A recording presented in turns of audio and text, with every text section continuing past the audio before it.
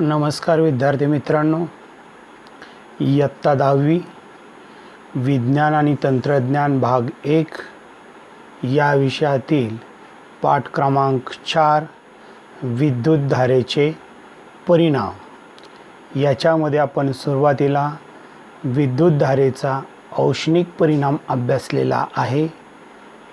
त्याच्यावर आधारित असलेली जी काही उपकरणं आहेत ते आपण अभ्यासलेले आहेत, त्याचे परिणाम अभ्यासलेले आहेत। आजच्या पाठामध्ये आपण विद्युतधारेचा जो चुंबकीय परिणाम आहे तो अभ्यासणार आहोत। तर आजच्या पाठामधला पहिला जो घटक आहे तो आहे चुंबकीय क्षेत्रात विद्युतधारा वाहून नेणाऱ्या विद्युत वाहकावरील बल। आता इथं तुम्हाला एक आकृती दिलेली आहे, पहा ही आकृती।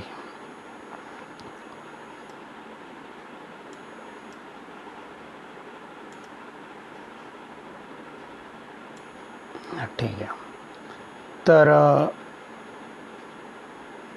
इथं आकृती 4.10 चुंबकीय क्षेत्रात विद्युतधारा वाहून नेणाऱ्या विद्युत वाहकावरील बल हे आपल्याला अभ्यासायचं आहे।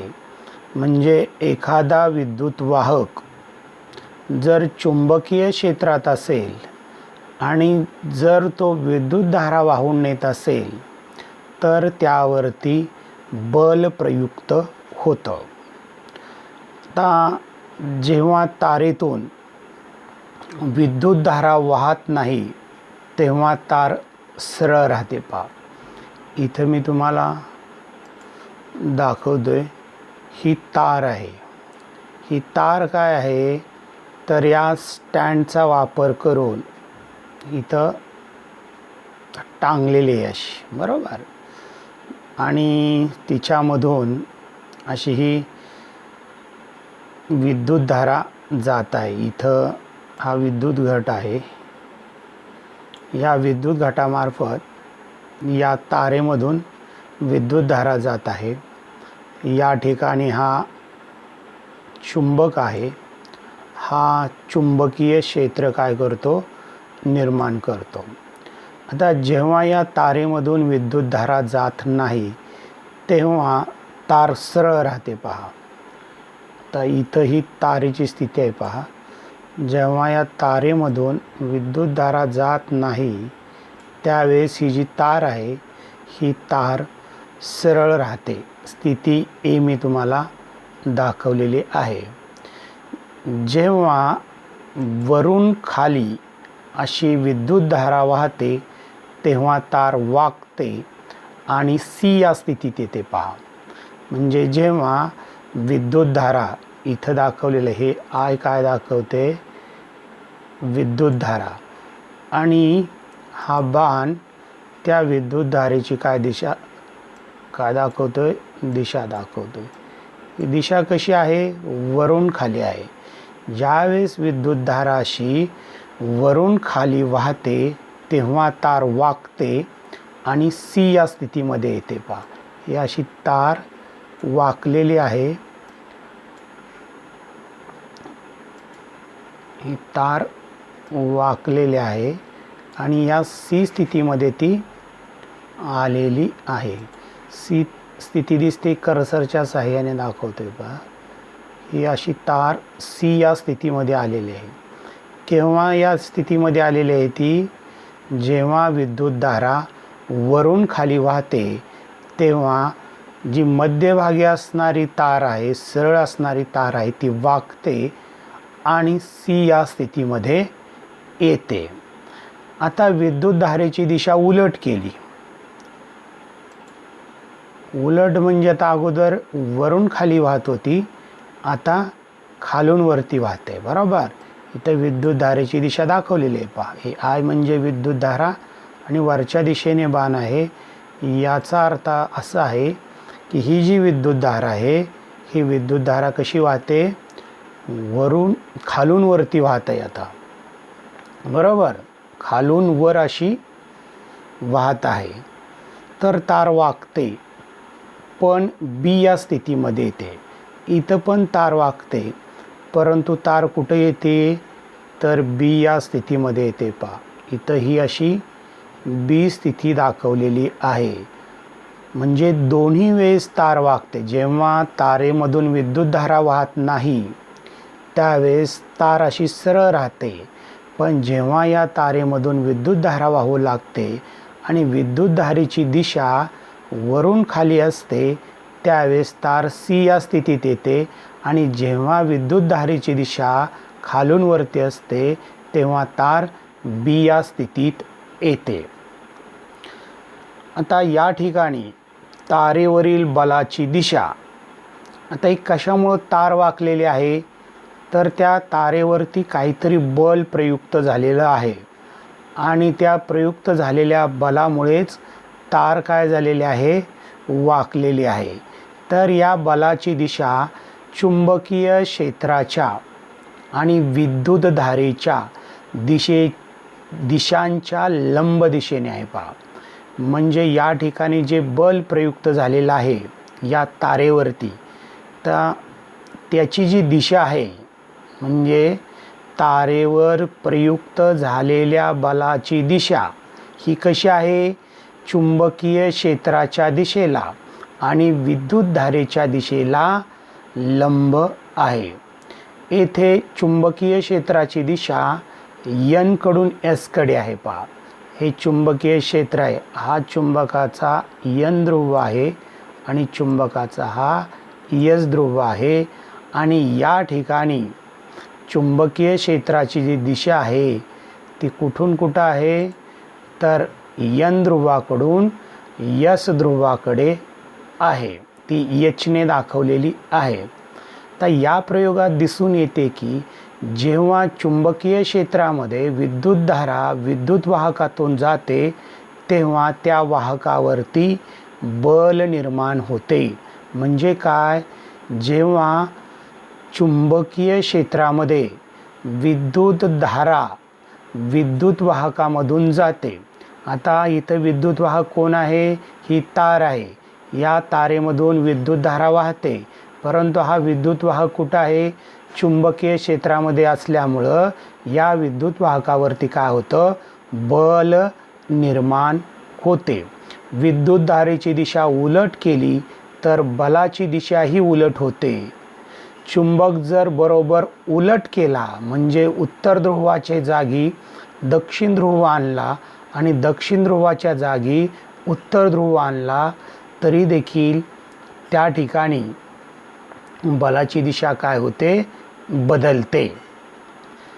या प्रयोगातून असं सिद्ध होतं की जेव्हा चुंबकीय क्षेत्राच्या प्रभावाखाली विद्युतधारा वाहणाऱ्या विद्युत वाहकावरती बल निर्माण होते, या बलाची दिशा, विद्युतधारेची दिशा आणि चुंबकीय क्षेत्राची दिशा या दोन्हींवर पण अवलंबून असते. तर या प्रयोगामधून आपण काय शिकलो, तर चुंबकीय क्षेत्राच्या प्रभावाखाली विद्युतधारा वाहणाऱ्या विद्युत वाहकावर बल निर्माण होते आणि या बलाची दिशा ही विद्युतधारेची दिशा आणि चुंबकीय क्षेत्राची दिशा या दोन्हींवर पण अवलंबून असते. आता याच्या पुढचा जो घटक आहे तो आहे फ्लेमिंगचा डाव्या हाताचा नियम. फ्लेमिंगच्या डाव्या हाताचा नियम. आता हा नियम काय सांगतो पहा, तर डाव्या हाताचा अंगठा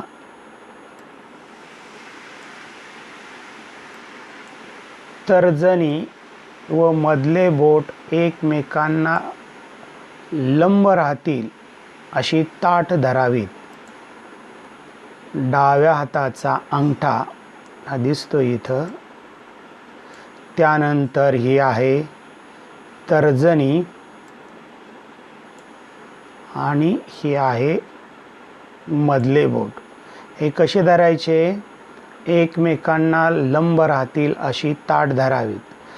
तर्जनी जर चुंबकीय क्षेत्राच्या दिशेत असेल, ही तर्जनी आहे, ही कुठं आहे? चुंबकीय क्षेत्राच्या दिशेत. अंगठ्याची दिशा,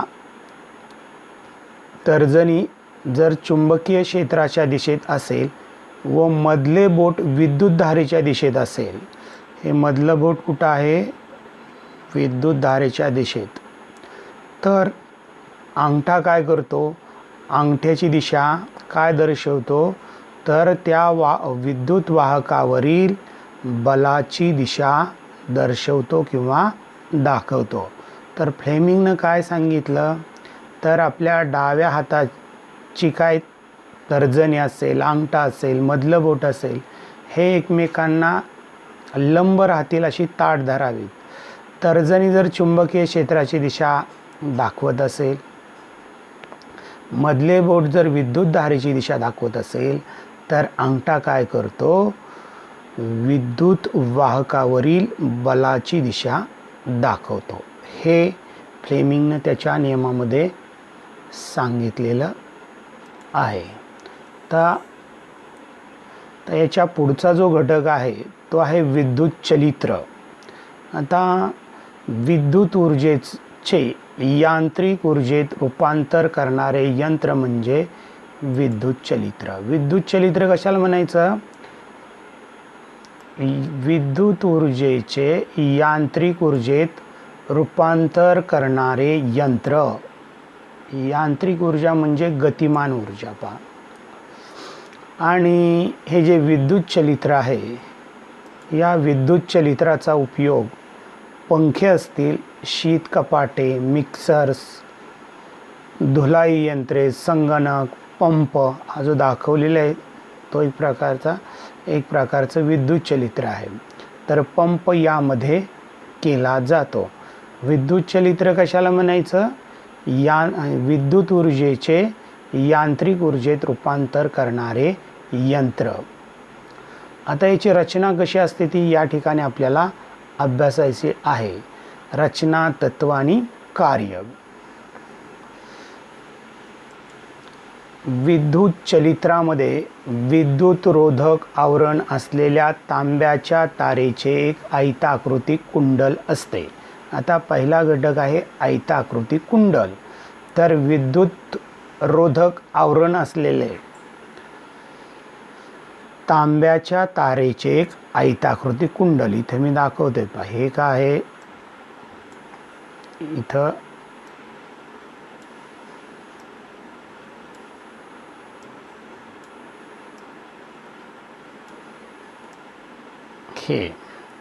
हे काय आहे? आयताकृती कुंडल आहे. जे कशापासून तयार केलेलं आहे? तर विद्युत रोधक आवरण असलेल्या तांब्याच्या तारेपासून तयार केलेलं आहे. आणि हे कुठं आहे? तर हे कुंडल चुंबकाच्या उत्तर व दक्षिण ध्रुवांच्या मध्ये आकृतीत दर्शवल्याप्रमाणे अशा रीतीने ठेवलेले असते की त्याच्या AB आणि CD या शाखा चुंबकीय क्षेत्राच्या दिशेला लंब दिशेत असतील. तर हे जे कुंडल आहे मी दाखवतो ते, हे कुंडल आहे. आणि हे कुंडल कुठं ठेवलेलं आहे? तर हे जे चुंबक आहे N आणि S, हा चुंबक आहे. आणि N म्हणजे हा चुंबकाचा उत्तर ध्रुव आहे आणि S म्हणजे चुंबकाचा दक्षिण ध्रुव आहे.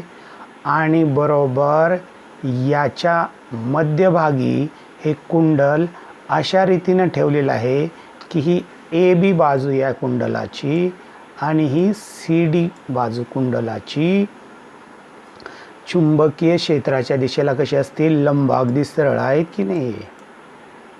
तर अशा रीतीने हे जे विद्युतरोधक आवरण असलेल्या तांब्याच्या तारेचं आयताकृती कुंडल चुंबकाच्या 2 ध्रुवांमध्ये अशा रीतीने ठेवलेलं असतं की याच्या या ए बी आणि या ज्या काही सी डी बाजू आहेत त्या या चुंबकीय क्षेत्राच्या लंब दिशेत असते. त्या कुंडलाची 2 टोके एक्स व वाय या दुभंगलेल्या कड्याला जोडलेली असतात. कुंडलाची 2 टोकं ही कुठं जोडलेली असतात तर एक्स आणि वाय या दुभंगलेल्या कड्यांना जोडलेली असतात. इथं मी हे मोठं करून दाखवतो बघा. तर हे कुंडल आहे असं, याचं एक टोक कुठं जोडलं आहे पहा आणि हे दुसरं टोक. तर ही टोकं कुठं जोडलेली आहेत तर एक्स आणि वाय ही जी काय दुभंगलेली कडी आहेत या दुभंगलेल्या कड्याला जोडलेली आहेत. हे इथं मी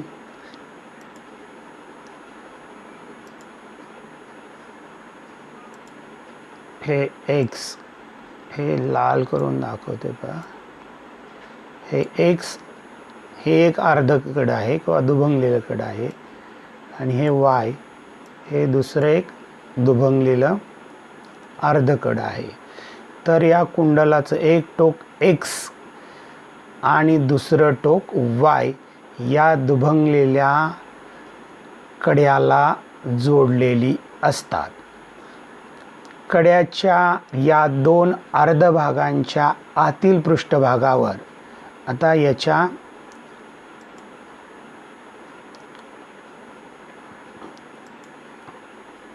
आतील पृष्ठभाग दाखवते पहा.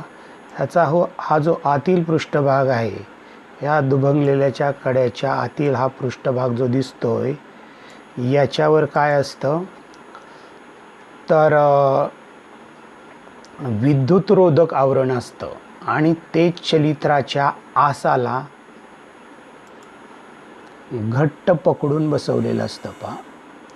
हा जो दिसतोय आपल्याला ही दुभंगलेली कडी इथं दाखवलेली आहेत पहा. हे दुभंगलेलं कड आहे आणि या दुभंगलेल्या कड्याच्या आतमध्ये जो पृष्ठभाग आहे त्याच्यावर विद्युतरोधक आवरण असते आणि ते चलित्राच्या आसाला पकडून बसवलेले असतात. चलित्राच्या आसाला कसं बसवलेलं असतं ते पकडून. हा आस आहे इथं आकृतीत दिसतंय पहा आपल्याला. हा आहे आस आणि या आसावरती काय असतं पूर्ण या आसावरती विद्युतरोधक आवरण असते.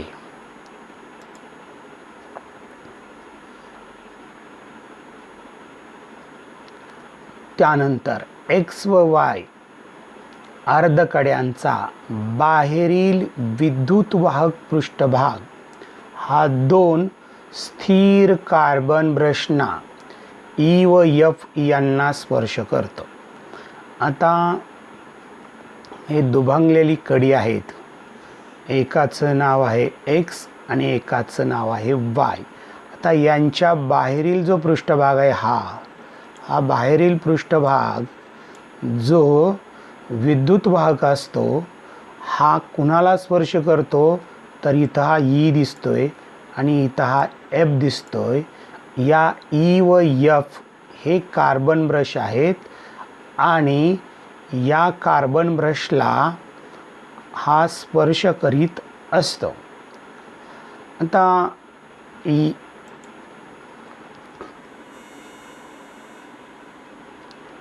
हा विद्युत परिपथ पूर्ण केल्यानंतर हा जो विद्युत परिपथ आहे हा पूर्ण झाल्यानंतर पूर्ण सगळा काय होणार आहे तर याच्यामधून विद्युतधारा वाहू लागणार आहे. बरोबर. आता विद्युतधारा वाहत असताना ती ई व एफ या कार्बन ब्रश मार्फत काय होतं तर ई व एफ या कार्बन ब्रशमार्फत कुंडलातून वाहू लागते. विद्युत परिपथ पूर्ण झाल्यानंतर विद्युतधारा ई, इथं हा कार्बन ब्रश आहे आणि इथं हा एफ कार्बन ब्रश आहे, याच्यामधून विद्युतधारा वाहू लागते आणि ती विद्युतधारा कुंडलामध्ये जाते. म्हणजे कुंडलातून सुद्धा विद्युतधारा वाहू लागते. कुंडलाच्या ए बी या शाखेमधून विद्युतधारा ए पासून बी कडे या दिशेने जाते. आता कुंडलातून विद्युतधारा वाहू लागते पहा. आता कुंडलाची ही जी ए बी शाखा आहे, या ए बी शाखेमध्ये काय होतं तर विद्युतधारा ए पासून बी कडे वाहू लागते. अशी इथं ए आहे पहा आणि इथं बी आहे. तर ज्यावेळेस या कुंडलातून विद्युतधारा वाहत असते त्यावेळेस ती ए पासून बी कडे या दिशेने वाहू लागते.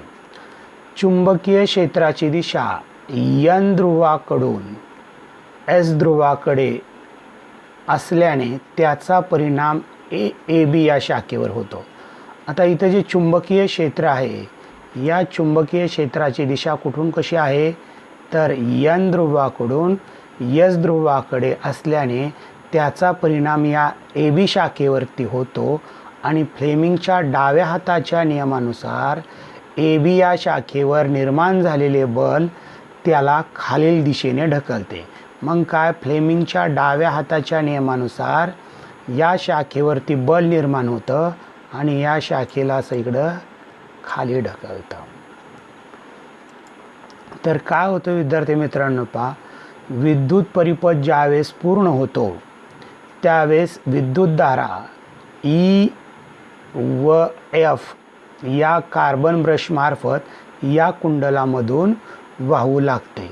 आता कुंडलाच्या ए बी या शाखेतून विद्युतधारा ए पासून पहा बी कडे या दिशेने जाते आणि चुंबकीय क्षेत्राची दिशा कशी आहे, एन ध्रुवाकडून एस ध्रुवाकडे आहे.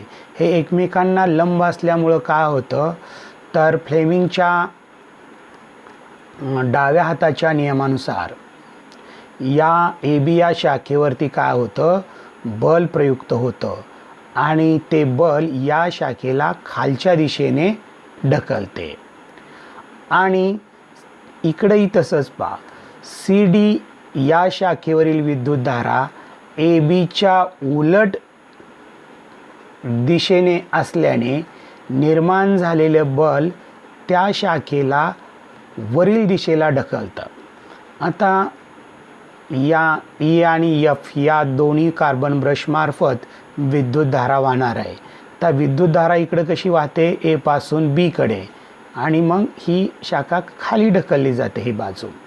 आणि सी डी यामध्ये कसं आहे, सी डी या शाखेवरती विद्युतधारा जी वाहते त्याच्यामधून ती कशी वाहते तर ए बीच्या अगदी उलट दिशेने वाहत असल्याने त्याच्यावर निर्माण झालेले जे काय बल आहे ते सी डी या शाखेला वरच्या दिशेने काय करतं, वरील दिशेला ढकलते. आणि अशा रीतीने कुंडल व आस घड्याळाच्या काट्याच्या विरुद्ध दिशेने फिरू लागतात. आणि मग हे कुंडल पूर्ण आणि त्याला जोडलेला आस हा घड्याळाच्या काट्याच्या विरुद्ध दिशेने काय होतात, फिरू लागतात. अर्धे परिवलन होताच कड्याचे दुभंगलेले भाग एक्स व वाय अनुक्रमे एफ आणि ई या कार्बन ब्रशच्या संपर्कात येतात. आता इथं काय होतं, आता उलट होतं. काय होतं तर या ठिकाणी हे जे काय अर्ध परिवलन आहे ते पूर्ण झाल्यानंतर हा कुठे येणार, इकडे येणार आणि हा इकडे येणार. म्हणजे एक्स कोणाच्या संपर्कात येणार, एफच्या, आणि वाय कोणाच्या संपर्कात येणार, ईच्या. आणि मग विद्युतधारा कशी वाहते, डी सी बी ए अशी वाहू लागते. त्यामुळे डी सी या शाखेवर खालील दिशेने बल प्रयुक्त होते आणि बी ए शाखेवर वरील दिशेने बल प्रयुक्त होते आणि कुंडल पुढील अर्धे परिवलन आधीच्याच दिशेने पूर्ण करते. अशा तऱ्हेने प्रत्येक अर्ध परिवलनानंतर कुंडलातील जी काय विद्युतधारेची दिशा आहे ती उलट होते आणि कुंडल आणि आस एकाच दिशेने म्हणजे घड्याळाच्या काट्याच्या विरुद्ध दिशेने फिरतात. तर अशा प्रकारे हे जे काही विद्युत चलित्र आहे या विद्युत चलित्राचं कार्य चालतं. परीक्षेमध्ये मोठा प्रश्न विचारला जातो, विद्युत चलित्र रचना व कार्य लिहा.